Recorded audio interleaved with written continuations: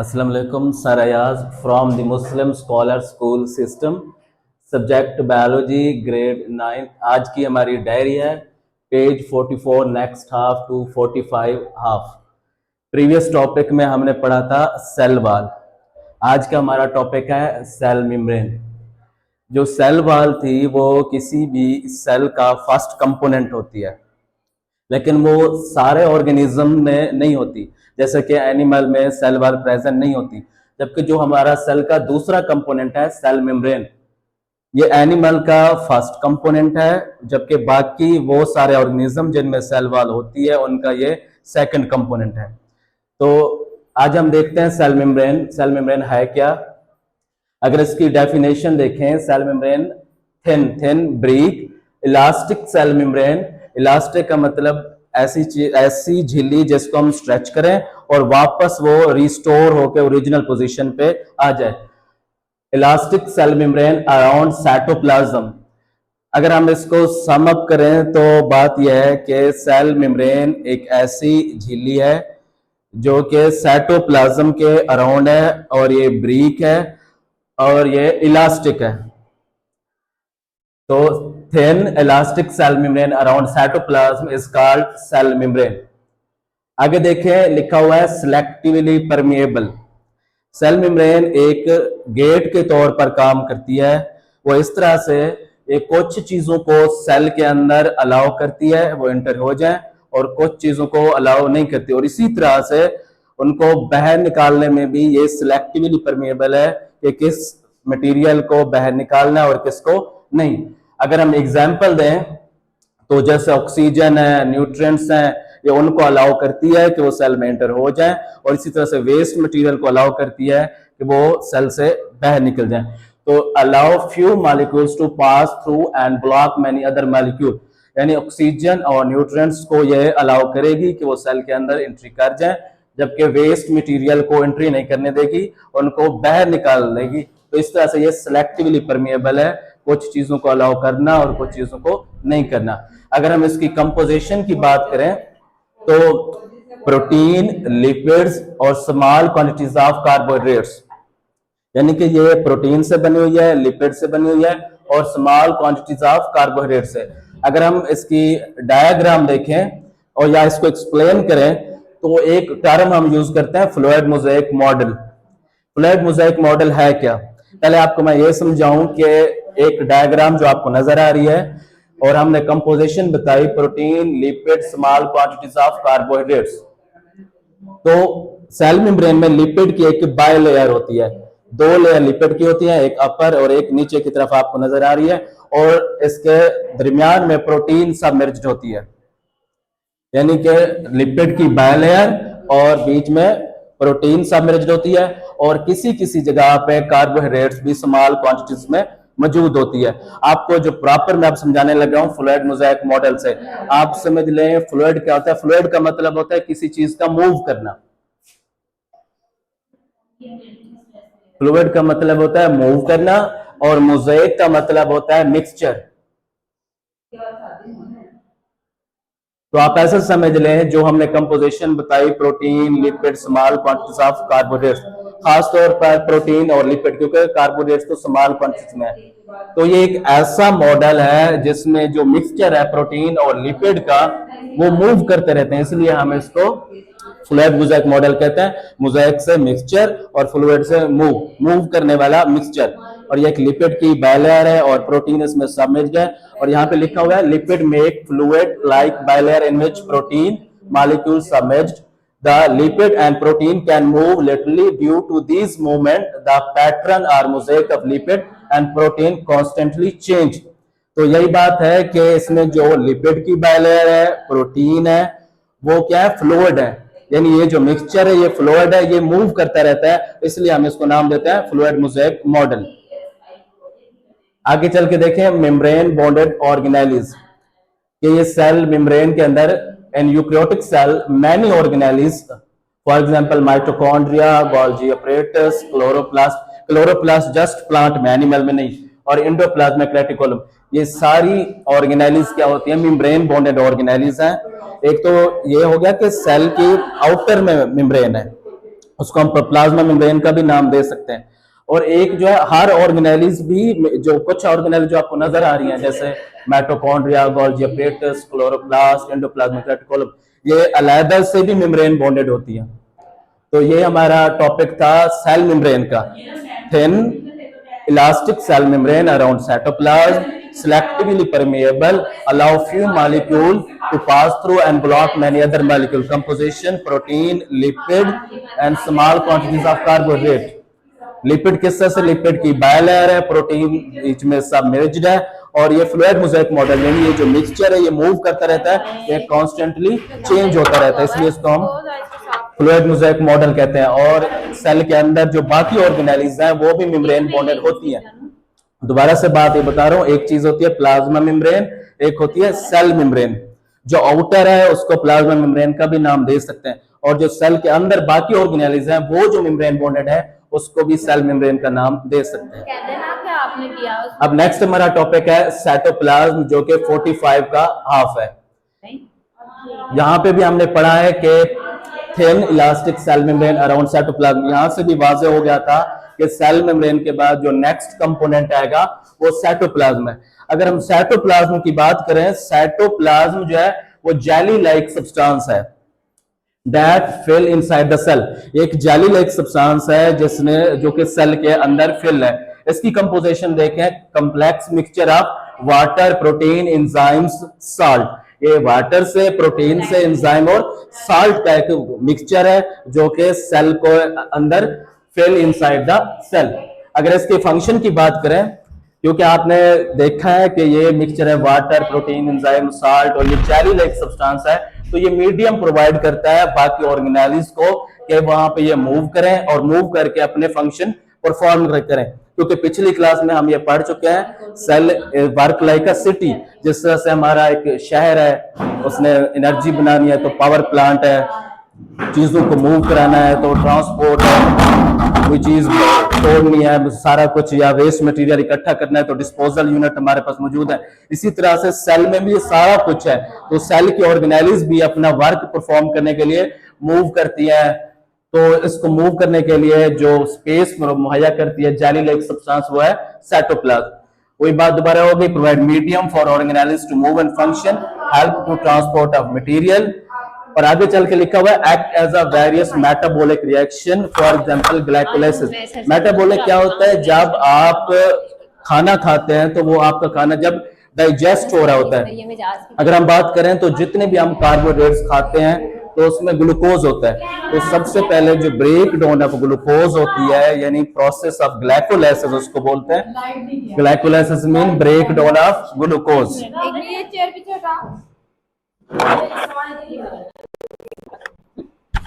Glucose की जो break down होती है उसको ग्लाइकोलाइसिस कहते हैं। और ये ग्लाइकोलाइसिस का जो स्टेप है ये कहाँ पे होता है, साइटोप्लाज्म में ही परफॉर्म होता है। उसके अलावा साइटोप्लाज्म फूड को भी स्टोर करती है और वेस्ट ऑफ जो सेल का वेस्ट मटेरियल है उसको भी स्टोर करती है।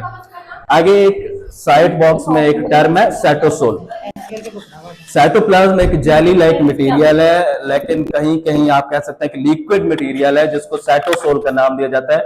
तो जो विदाउट मेम्ब्रेन बॉन्डेड ऑर्गेनेलिज हैं जैसे कि राइबोसोम, वो वहां पे होती हैं। Liquid part of cytoplasm that include molecule and small particles such as ribosome but not membrane bonded organelles. Liquid material यानी साइटोसोल में कोई भी मेम्ब्रेन बॉन्डेड ऑर्गेनेलिज नहीं होगी, विदाउट मेम्ब्रेन बॉन्डेड ऑर्गेनेलिज होगी जैसे कि राइबोसोम। प्रीवियस ईयर में ये एक एमसीक्यूज भी आ चुकी है कि सेल की कौन सी ऑर्गेनेली ऐसी है जो विदाउट मेम्ब्रेन बॉन्डेड है, जो कि मेम्ब्रेन बॉन्डेड नहीं है। तो उसका आंसर है राइबोसोम। तो ये आपका टॉपिक था सेल मेम्ब्रेन। आपने सेल मेम्ब्रेन की डिफाइन करनी है, फिर कंपोजिशन है, फिर एक शॉर्ट क्वेश्चन है फ्लूइड मोज़ेक मॉडल, और उसकी डायग्राम भी है। और अगर लॉन्ग में आता है तो ये आपने सारा लिखना है। उसके बाद साइटोप्लाज्म है, उसकी भी डिफाइन है, कंपोजिशन है, फंक्शन है, और एक साइड बॉक्स है। लेकिन ये भी अगर लॉन्ग में आएगा तो सारा लिखेंगे। शॉर्ट में जो भी डिमांड की जाएगी आपसे किसी डिफाइन की, कंपोजिशन की, फंक्शन की, तो वो आप लिखेंगे। आपसे सेपरेट तौर पर भी डायग्राम भी फ्लूइड मोज़ेक मॉडल की पूछ सकते हैं, तो वो भी आप आंसर कर सकते हैं। लेकिन अगर लॉन्ग पूछेगा तो जो डिमांड होगी वो आप आंसर करेंगे। तो ये आपका आज का टॉपिक था। थैंक्स। अस्सलाम वालेकुम, बिस्मिल्लाहिर्रहमानिर्रहीम। जुमा मुबारक टू ऑल ऑफ यू। मैं हूं sir Aurangzeb from the Muslim scholar school system और आज हम बात करेंगे मेटालिक बॉन्ड के बारे में। ये दरअसल 9th क्लास का केमिस्ट्री का एक टॉपिक है जिसके अंदर आपको चंद बातें पता होना बहुत जरूरी है। तो सबसे पहले हम इसकी डिफाइन पढ़ लेते हैं। The type of chemical bond which has positively charged ions bounded by the mobile electron. Basically जो मेटल होता है उसके ऊपर प्लस का चार्ज होता है। इसकी कुछ खसूसियात मैं आपसे जो है डिस्कस कर लेता हूं, उसके बाद हम इसकी डिफाइन को मजीद जो है आगे लेके चलेंगे। देखिए जो मेटल होता है ना उसके अंदर एक चमक होगी। जो भी मेटल होगा वो आपको शाइनी अपीयरेंस शो करता है। उसके अलावा इसका मेल्टिंग एंड बॉइलिंग पॉइंट बहुत ज्यादा होता है। उसके बाद मेटल गुड कंडक्टर होते हैं हीट और इलेक्ट्रिसिटी के। आप लोगों ने अक्सर देखा होगा घरों में अगर कभी जब चाय बन रही होती है या सालन बन रहा होता है तो उसके अंदर वो जो चम्मच सा होता है अगर वो इतना अंदर है और बाकी सारा बाहर है तो आप क्या करेंगे, जब आप इसको हाथ लगाएंगे तो आपको ये भी हॉट फील होगा। तो इससे ये चीज जाहिर होती है कि वो हीट का गुड कंडक्टर होते हैं जो मेटल होते हैं। इलेक्ट्रिसिटी की अगर बात की जाए तो आप जानते हैं प्लाटिनम वायर्स हो गई, आयरन की वायर्स होगी। इस तरह की जो वायर्स हैं जो इलेक्ट्रिसिटी के लिए यूज होती हैं उनको भी इसलिए यूज किया जाता है। सिल्वर हो गया, कॉपर हो गया, क्योंकि वो मेटल होते हैं और वो इलेक्ट्रिसिटी को अच्छे से पास आउट कर सकते हैं। उसके अलावा क्योंकि हमने जैसे पहले बात की थी कि इनके मेल्टिंग एंड बॉइलिंग पॉइंट बहुत ज्यादा होते हैं, तो उसी चीज से ये जाहिर होता है कि ये हार्ड भी होते हैं और हैवी भी होते हैं। और बात लास्ट में ये बात बताई गई है कि मेटल्स को आप किसी भी तरह की शेप में लेके आ सकते हैं। आप इसको वायर में लेके आ सकते हैं, आप इसको शीट में लेके आ सकते हैं, जो कि आगे टर्म भी आती है मैलिबिलिटी एंड डक्टाइल की। खैर अब इसकी बात करते हैं कि केमिकल बॉन्ड या मेटालिक बॉन्ड क्या होता है। ये एक ऐसा केमिकल बॉन्ड है जिसके अंदर एक जो पॉजिटिवली चार्ज पार्टिकल होता है या एक मेटल होता है उसके इर्द गिर्द इलेक्ट्रॉन का एक मजमुआ होता है जिसको हम इलेक्ट्रॉनिक पूल भी कह सकते हैं। जैसा कि इसकी कुछ और प्रॉपर्टीज हैं। Usually metal have low value of ionization, क्योंकि मेटल्स के साइज बड़े बड़े होते हैं। जितना मेटल या जितना भी एटम का साइज ज्यादा होगा उतना ही उसकी आयनाइजेशन एनर्जी लो होगी। आयनाइजेशन एनर्जी का मतलब होता है इलेक्ट्रॉन्स को रिमूव करने की सलाहियत या इलेक्ट्रॉन्स को रिमूव करने की एनर्जी। तो जितनी एनर्जी हमें एक एटम के अंदर से इलेक्ट्रॉन रिमूव करवाने के लिए लगती है उसको आयनाइजेशन एनर्जी कहते हैं। क्योंकि मेटल्स के साइज ज्यादा होते हैं तो उसका न्यूक्लियस और आखिरी शेल के जो इलेक्ट्रॉन होते हैं वो आपस में बहुत दूर होते हैं, तो बहुत ही मिनिमम एनर्जी लगती है वहां से इलेक्ट्रॉन लूज करवाने के लिए, क्योंकि मेटल खुद भी अपना इलेक्ट्रॉन आसानी से लूज करना चाहते हैं स्टेबल होने के लिए। उसके बाद है the atom can therefore lose their outermost electron और इलेक्ट्रॉन्स इजीली। जैसे सोडियम है, सोडियम के आखिरी शेल में एक इलेक्ट्रॉन होता है, एटॉमिक नंबर इसका 11 है। इसको स्टेबल होने के लिए अपने पास 10 इलेक्ट्रॉन चाहिए, 2 आ जाएंगे पहले शेल में, 8 आ जाएंगे दूसरे शेल में। तीसरे शेल में जो एक इलेक्ट्रॉन है वो ये लूज कर देगा, उसके लूज होने के बाद वो स्टेबल हो जाएगा। इसी तरह एक एग्जांपल मैग्नीशियम की मैं आपको देता हूं, उसके आखिरी शेल में 2 इलेक्ट्रॉन होते हैं, तो उसको भी स्टेबल होने के लिए 2 इलेक्ट्रॉन लूज करने जरूरी है। तो इसलिए मेटल्स अपने इलेक्ट्रॉन आसानी से लूज कर देते हैं।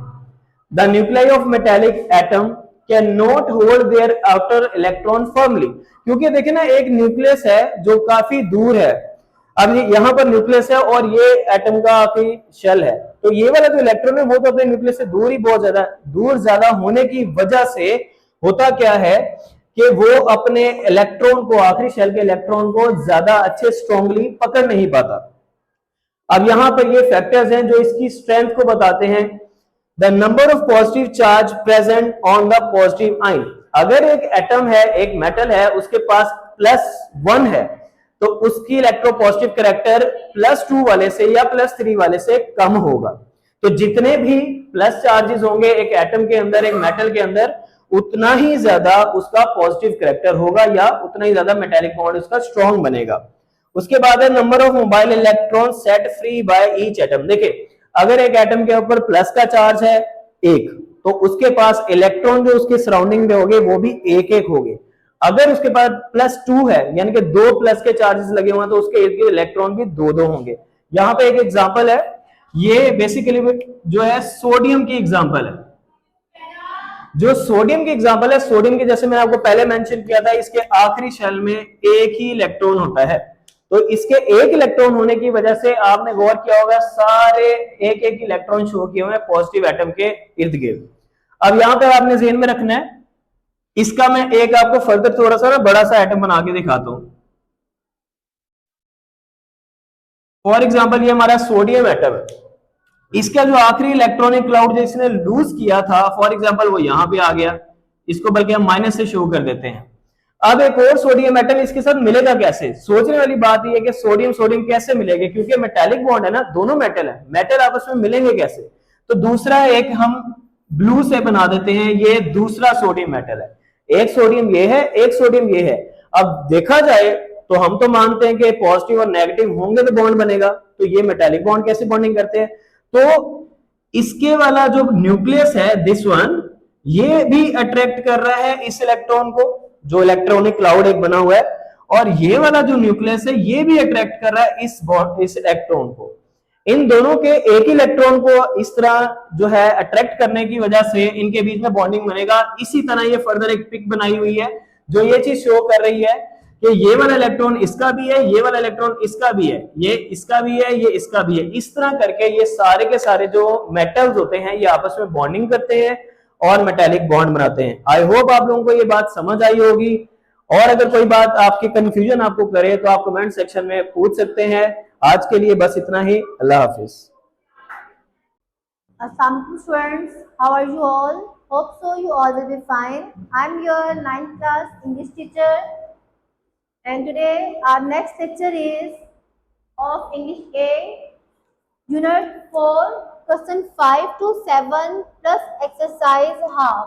Half mean page number 53, 54 and 55 plus English B diary, present perfect tense, negative sentences, exercise 3 plus 4. Very firstly, focus on English A diary. Yesterday we already have read about question 1 to 4. The next is question 5 to 7. For question 5 to 7, you will do self-reading plus learning from keybook. And now come to the page number 53, part B. MCQs are here which are on the whiteboard. The first statement is, which action taken by Hazrat Asma demonstrated her handling of trust? हज़रत अस्मा का वो काम बताएं जिससे उनके यकीन का मुजाहरा होता है। तो इसका ऑप्शन है बी ऑप्शन, इसका आंसर है keeping the secret of her father's whereabouts. Whereabouts मुतल्लिकात, बाप के बारे में बताना, राज रखना। यहाँ पर है कि उन्होंने अपने वालिद के तमाम जगहों के बारे में राज रखा।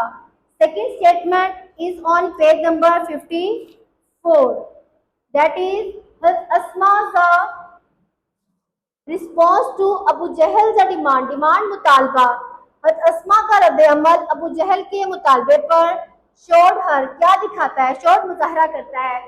अबू जहल ने जब, आप सबको पता है चैप्टर में हमने पढ़ा था, अबू जहल ने जब अबू बकर सिद्दीक के बारे में पूछा तो अस्मा ने क्या जवाब दिया था, उससे क्या पता चलता है? इसका आंसर भी बी ऑप्शन है, यानी सेल्फ डिसिप्लिन, कि उन्हें खुद पर इतना एतमाद था, इतनी खुद एतमादी थी, यकीन था कि वो जैसे भी डील कर रही हैं बिल्कुल ठीक डील कर रही हैं। Then third statement is, how did Hazrat Asma respect her grandfather? हज़रत अस्मा ने अपने दादाजी की इज्जत किस तरह से की? आपके चैप्टर में ये पैराग्राफ में कैसे पता चला? जब आपने पढ़ा बाय एलिवेटिंग, एलिवेटिंग कम करना, हिज कंसर्न तशवीश परेशानी, with a creative solution, creative तख्लीकी सोल्यूशन हल। जब उन्होंने एक तख्लीकी सोल्यूशन से दादा जान की परेशानी को कम किया तो इससे दादा के लिए उनकी रिस्पेक्ट जाहिर होती है। Then statement number 4 is, the theme of justice in Hazrat Asma's action is best exemplified by. Exemplified मिसाल दी गई है हज़रत अस्मा के एक्शन से इंसाफ के बारे में। और अस्मा के इंसाफ के बारे में कौन सी मिसाल चैप्टर से बयान की गई? तो इसका भी आंसर आपके पास ए ऑप्शन में है, हर कन्फ्रंटेशन विद अबू जहल, जब उसका आमना सामना, कन्फ्रंटेशन आमना सामना अबू जहल से हुआ था। अबू जहल जब उनके घर आया तो अबू बकर सिद्दीक के बारे में पूछा तो उसका जब सामना अस्मा से हुआ तो अस्मा ने जिस अंदाज से अबू जहल से डील किया वो दिखाता है कि अस्मा ने किस तरह से पूरे मामले में इंसाफ किया था। Then fifth statement is Hazrat Asma's generosity is highlighted by, highlighted रोशनी डाली गई है, नुमाया की गई है, बताई गई है। जनरसिटी सखावत, अस्मा की सखावत को कैसे नुमाया किया गया? आप सबने पढ़ा था पैराग्राफ में कि उन्होंने बाग बेच दिया था जो उन्हें विरसे में मिला था, तो यही ऑप्शन इसका आंसर है। सेलिंग हर इनहेरिटेड गार्डन, विरसे में मिला हुआ बाग बेच दिया। And giving money to the poor, और तमाम रकम गरीबों में बांट दी, ये भी ए ऑप्शन है आपके पास। Then We are on page number 54, vocabulary part A. vocabulary part A में हमने just synonyms करने हैं, book demand नहीं करनी है, तो synonyms are on the white board like glossary. आप book के part A पर लिख लेंगे synonyms and these are on the white board. capture पकड़े जाना, seize control कब्जा करना जिसे कहते हैं, delicate नाजुक, sensitive हसास, endangered खतरे में, in danger यहाँ पे in en वाला है, यहाँ पे आई एन वाला है, यू इनके सिनोनिम्स में डिफरेंस आ रहा है। देन रफ नाहमवार, खुदरा, रफ, तो आपने इनके सिनोनिम्स याद करने हैं वोकैबुलरी पार्ट ए में। Now come on page number 55, vocab का पार्ट चल रहा है पार्ट बी। यहाँ पर पार्ट बी में क्वेश्चन की डिमांड है कि डिक्शनरी मीनिंग बताएं, प्रोनाउंसिएशन बताएं, पार्ट्स ऑफ स्पीच बताएं और टर्मिनोलॉजी बताएं। हमने प्रोनाउंसिएशन और टर्मिनोलॉजी का ब्लॉक कट कर देना है, रिमेनिंग 2 पार्ट्स करने हैं। और डिक्शनरी मीनिंग मतलब सिनोनिम्स होते हैं। Then look at the white board again. Advocacy help करना, मदद करना, सपोर्ट किसी चीज के, किसी मुकदमे को देखना जिसे कहते हैं सपोर्ट। डिक्शनरी में हमारे पास एडवोकेसी पार्ट्स ऑफ स्पीच का नाउन होता है। देन कैटलिस्ट, कैटलिस्ट किसी को उभारना, मोटिवेट करना, मोटिवेशन इसका सिनोनिम है। देन ये भी नाउन है हमारे पास। एम्पावरमेंट, एम्पावरमेंट इख्तियार होना, बाइख्तियार बन जाना, परमिशन इजाजत दे देना, ये भी नाउन है हमारे पास। रिजाइलेंस, रिजाइलेंस कहते हैं खुद इत्मीदी को, लचक को, आपके अंदर इतनी पावर होनी चाहिए, इसका सिनोनिम है आपके पास फ्लेक्सिबिलिटी, ये भी हमारे पास नाउन में आ जाता है। देन सब्सटेंशियल, सब्सटेंशियल कीमती, अहम, ये हमारे पास सिनोनिम है वैल्यूएबल, और ये हमारे पास एडजेक्टिव है। Is it clear students? यहीं पर हमारे पास पार्ट सी है। पार्ट सी का noun form, adjective form, adverb form as it is आप लोगों ने की बुक से रीड आउट करना है। सो राइट हियर फ्रॉम की बुक, पेज नंबर मैं आपको की बुक का बता देती हूँ, फ्रॉम पेज नंबर 117। इसी के नीचे आपके पास पार्ट डी आ रहा है बुक पर, पार्ट डी क्रॉस कर देंगे। पार्ट डी पार्ट सी के तमाम वर्ड्स की तमाम कंडीशंस के सेंटेंसेस बनाने हैं, ऐसे क्वेश्चन पेपर पैटर्न में शामिल नहीं हैं। देन हमारे पास ग्रामर पोर्शन पार्ट ए है, हम पेज नंबर 55 का लास्ट पार्ट कर रहे हैं। Page number 55 grammar part A, ऐसा ही एक पार्ट आप पहले भी कर आए हैं। मैं रीड करूंगी पैराग्राफ, साथ साथ आपको बताऊंगी क्या करना है। पार्ट ए का क्वेश्चन है, read the following passage carefully, एहतियात से पैराग्राफ को पढ़ेंगे। अंडरलाइन द वर्ब्स, वर्ब्स को यानी एक्शन ऑफ अ पर्सन को अंडरलाइन करेंगे। आइडेंटिफाई देयर टेंस, उनका टेंस बताएंगे कि वो टेंस प्रेजेंट है, पास्ट है, फ्यूचर है या उसकी फर्दर कोई सब काइंड है। तो हमारे पास मैंने बता दूं आपको इस पैसेज में ज़्यादातर बल्कि ऑलमोस्ट पास्ट ही मौजूद है। हज़रत अस्मा courageously faced, underline it, and it is simple past, many challenges during the migration. She had prepared food. She had prepared, underline, past perfect. had से बन जाता है हमारे पास past perfect है। Food and supplies for the Rasulullah sallallahu alaihi wasallam and her father. But Abu Bakr Siddiq before they began, underline it, past, simple past है ये भी, their journey while they were traveling, past continuous, underline it, to the desert, but Asma was continuously checking, past continuous, their provisions and ensuring their safety. She had already secured, past perfect tense, their food by tying it with her belt, earning her the title of Zatun Nitaqeen. Her steadfastness and bravery were evident. Were simple past है, and she faced past indefinite, each obstacle with unwavering faith.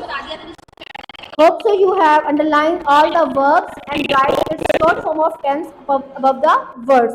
Cross part B and part C of page number 55. This is our English A diary. Now we are going to move English B diary, that is present perfect tense negative sentences.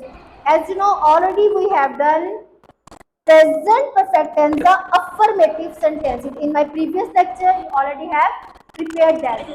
In present perfect tense, you know, हमारी पहचान है कि उर्दू जुमले के आखिर में चुका है, चुकी है, चुके हैं वगैरह आता है, या फिर काम करने वाले के बाद नून बढ़िए ने और आखिर में है आता है। आज हमारी टर्न नेगेटिव की है, तो हमारे पास नहीं का इजाफा हो जाएगा। तब हमने काम किया था, अब हमने काम नहीं करना है।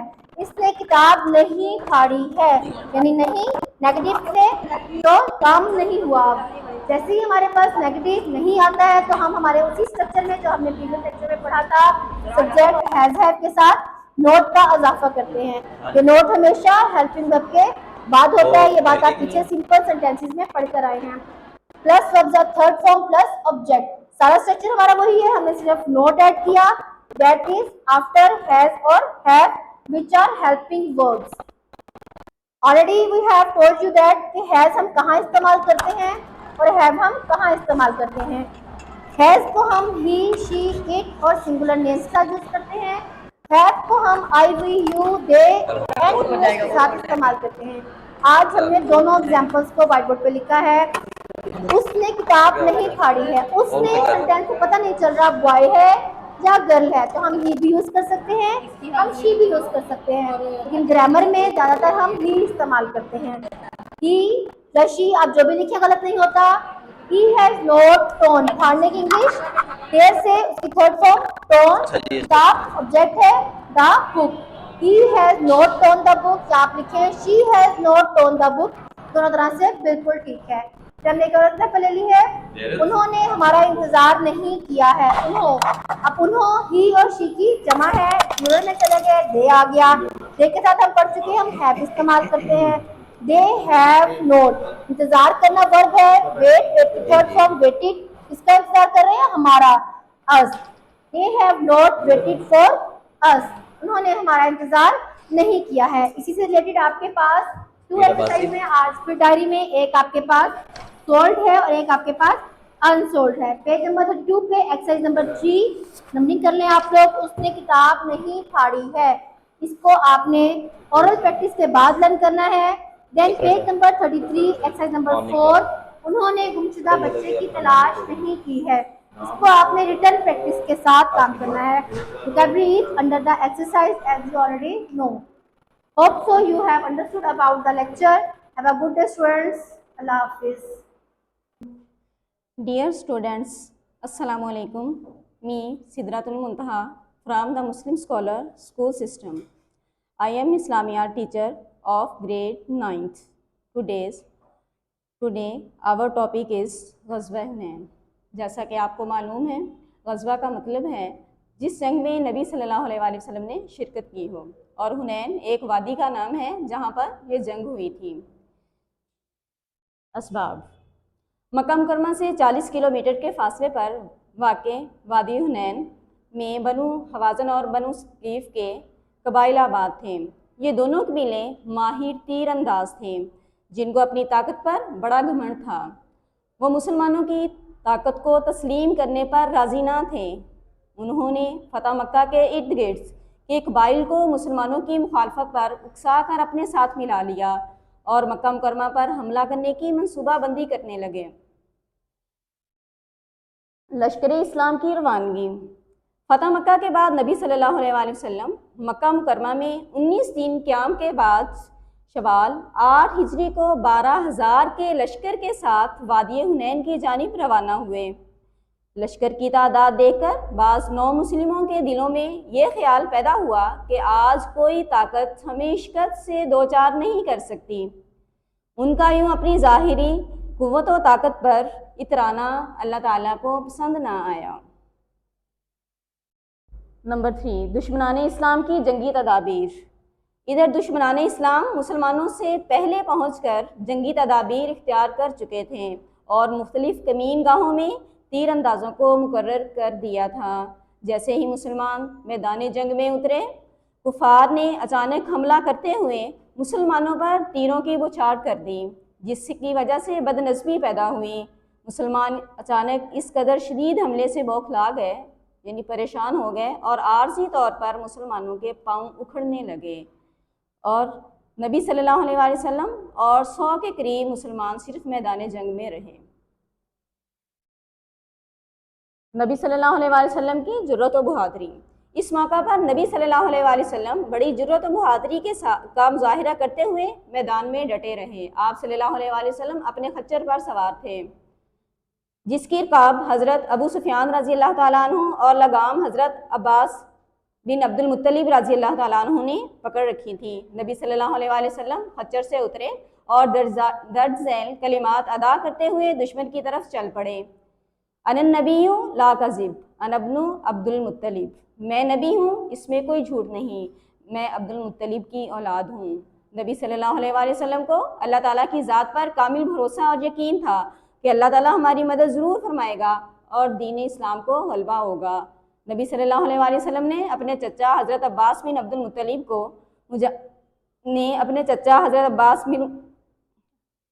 से फरमाया कि मुजाहिदीन को साबित कदम रहने के लिए पुकारें। चुनाचे उन्होंने बुलंद आवाज़ से मुजाहिदीन को पुकारा और कहा, बैत रिज़वान वालों कहाँ हो। बैत रिज़वान वालों इसलिए कहा कि 6 हिजरी में सुलह हुदैबिया के मौका पर जब अफवाह फैल गई कि कुफारे मक्का ने हज़रत उस्मान रज़ी अल्लाह ताला अन्हु को शहीद कर दिया है, तो नबी सल्लल्लाहु अलैहि वसल्लम ने एक दरख्त के नीचे मुसलमानों से एक बैत की, जिसे बैत रिज़वान कहा जाता है। ये आवाज़ सुनकर मुसलमान जो है मैदान में इकट्ठे हो गए और एक घुमसान की लड़ाई शुरू हो गई। जल्द ही दुश्मन के पांव उखड़ने लगे। मुतअद्दिद मौजज़ात। इस गज़वे में अल्लाह ताला ने नबी करीम सल्लल्लाहु अलैहि वसल्लम को मुतअद्दिद मौजज़ात अता फरमाए। नबी सल्लल्लाहु अलैहि वसल्लम ने लड़ाई की शिद्दत देखकर मुट्ठी भर मट्टी उठाई और कुफार की तरफ फेंकी। वो मुट्ठी भर खाक दुश्मन के हर शख्स के आँख में चली गई, जिससे उनकी सफ़ें बिखर गईं और मैदान छोड़कर भाग गए।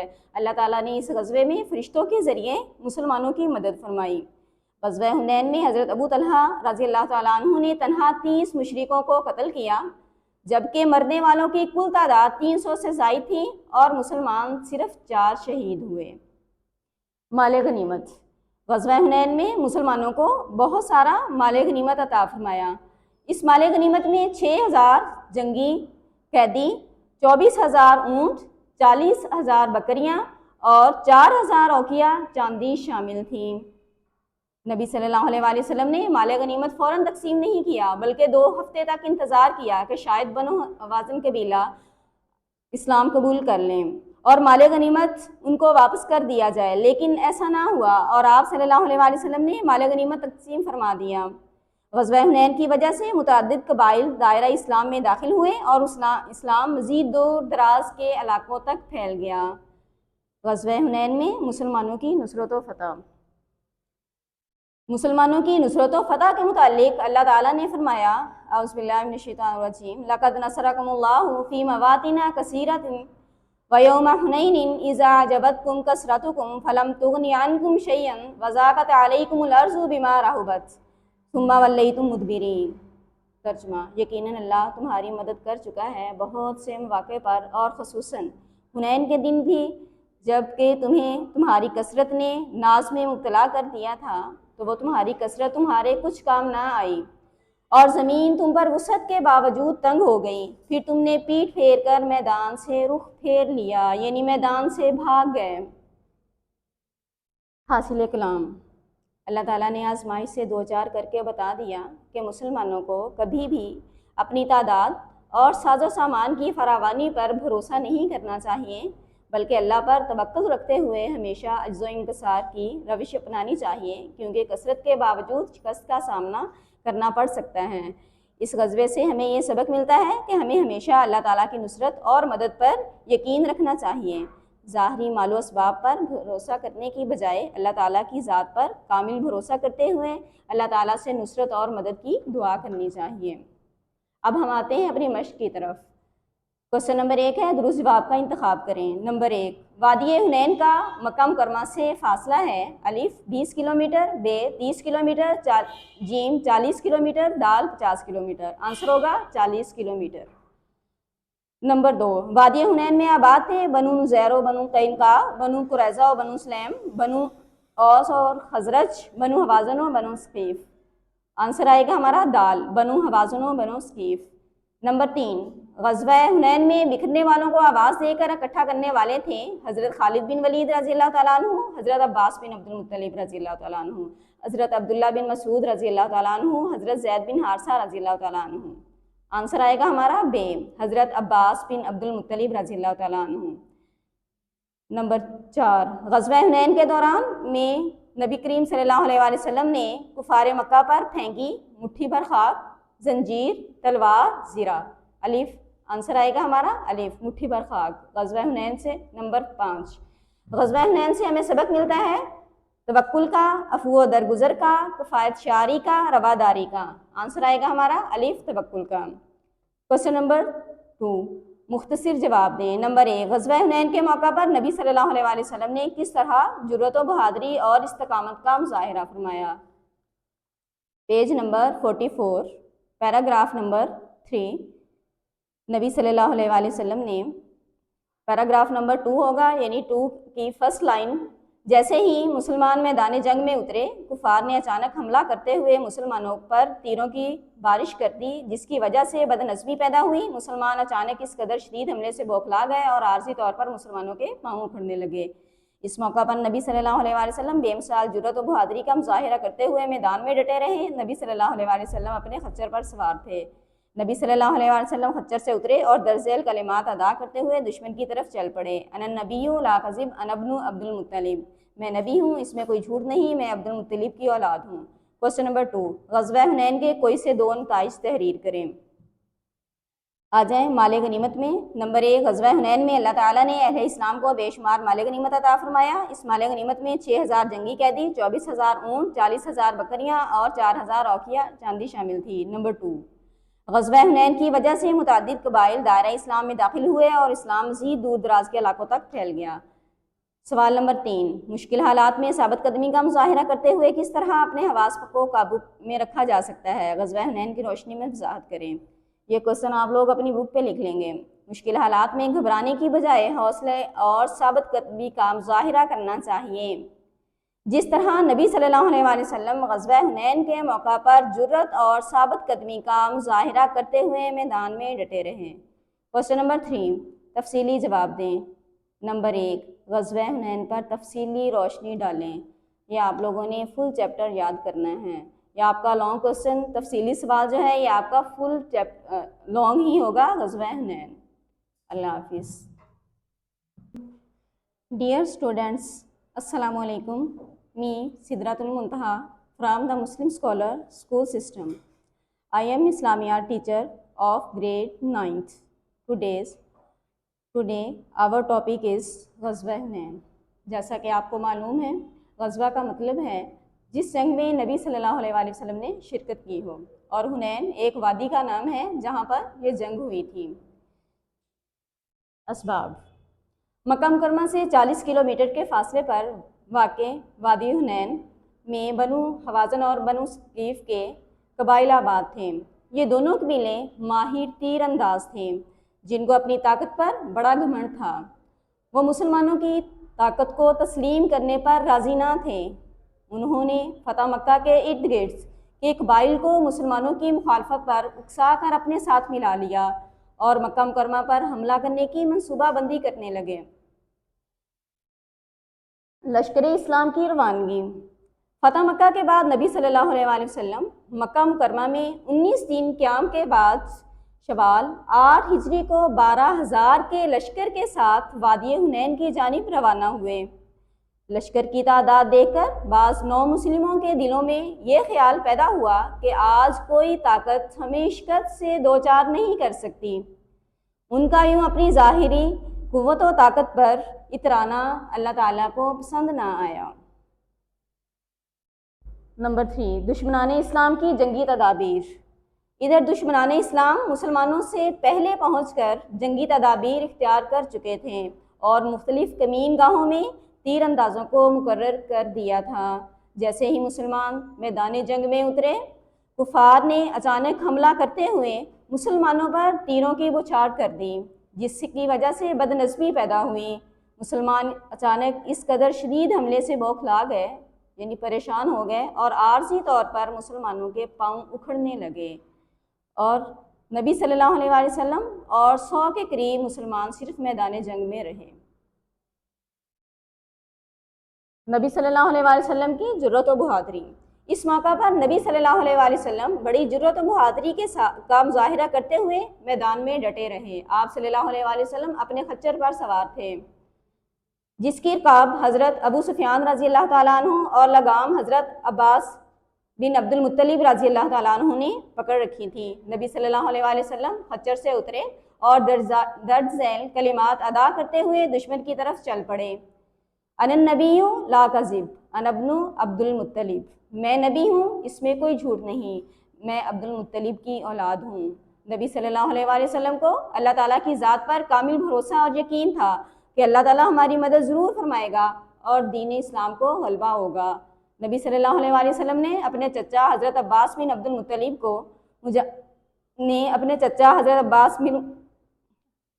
से फरमाया कि मुजाहिदीन को साबित कदम रहने के लिए पुकारें।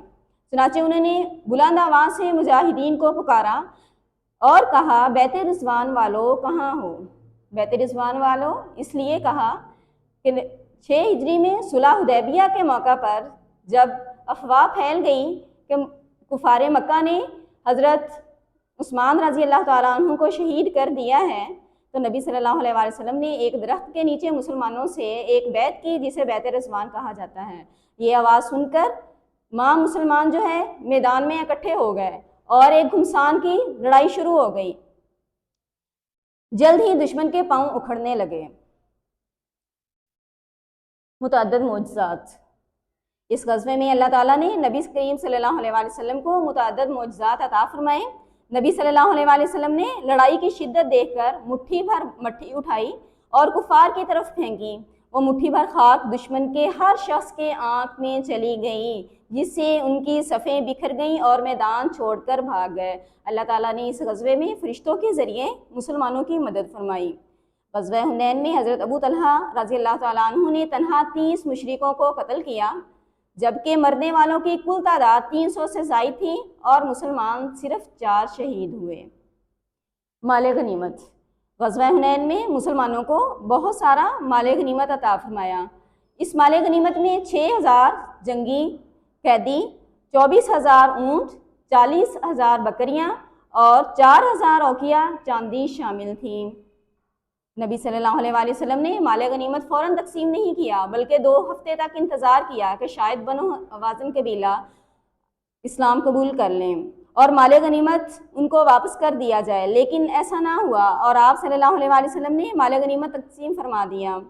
ग़ज़वा हुनैन की वजह से मुतअद्दिद कबाइल दायरा इस्लाम में दाखिल हुए और इस्लाम मज़ीद दूर दराज के इलाकों तक फैल गया। ग़ज़वा हुनैन में मुसलमानों की नुसरत व फ़तह। मुसलमानों की नुसरत व फ़तह के मुतालिक अल्लाह ताला ने फरमाया, औज़ु बिल्लाहि मिनश शैतानिर रजीम, लक़द नसरकुमुल्लाहु फ़ी मवातिन कसीरतिन व यौम हुनैनिन इज़ा अजबतकुम कसरतुकुम फलम तुग़नि अन्कुम शैअन व ज़ाक़त अलैकुमुल अर्ज़ु बिमा रहुबत सुम्मा वल्लैतुम मुदबिरीन। तर्जुमा, यकीनन अल्लाह तुम्हारी मदद कर चुका है बहुत से मौक़े पर और ख़ुसूसन हुनैन के दिन भी, जबकि तुम्हें तुम्हारी कसरत ने नाज़ में मुब्तला कर दिया था, तो वो तुम्हारी कसरत तुम्हारे कुछ काम ना आई और ज़मीन तुम पर वसअत के बावजूद तंग हो गई। फिर तुमने पीठ फेर कर मैदान से रुख फेर लिया, यानी मैदान से भाग गए। हासिल कलाम।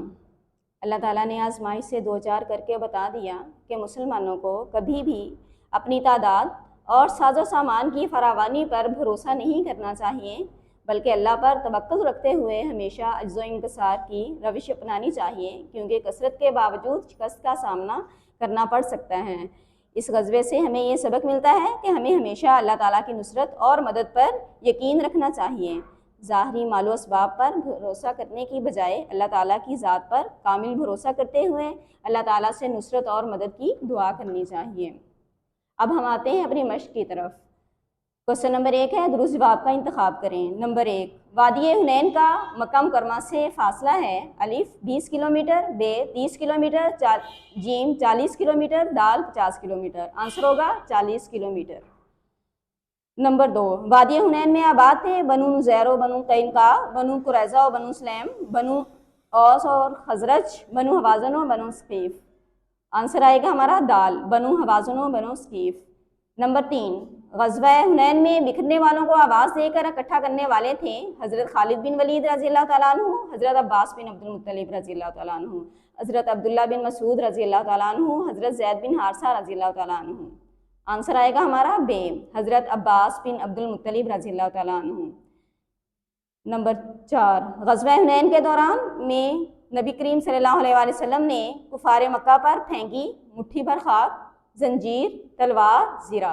अलिफ। आंसर आएगा हमारा अलिफ, मुट्ठी भर खाक, ग़ज़वा हुनैन से। नंबर 5, ग़ज़वा हुनैन से हमें सबक मिलता है तवक्कुल का, अफ़ू दरगुजर का, किफ़ायत शारी का, रवादारी का।